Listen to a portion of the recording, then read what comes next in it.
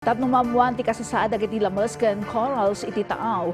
Insiyang ti Provincial Environment and Natural Resources Office Batanes ti Coral Reef Assessment ken Fish Visual Census amang salapnib kadagiti aquatic resources.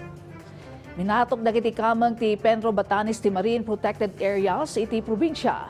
Sinukibat na dagiti coral reefs nagsaserbikas pagtaangan dagiti ikan. Inlistada dagiti napipintas ken naperperdi a coral reefs para iti naipatungpal ti programa iti daytoy. Malaksid iti Batanes karaman payan nasukima ti taaw iti Northern Sierra Madre Natural Park iti Isabela, Palawi Island Protected Landscape and Seascape ken Peña Blanca Protected Landscape and Seascape iti Cagayan. Sigun iti Coastal Resources and Foreshore Management Section ti DNR Region 2 nasaysaya ti kondisyon ti marine biodiversity dagiti bahura iti mapa ti riyon. Sigun met iti National Oceanic and Atmospheric Administration agsaserbi dagiti coral reefs kas natural amang salaknib iti aplaya kontra kadagiti napigsaad daluyon.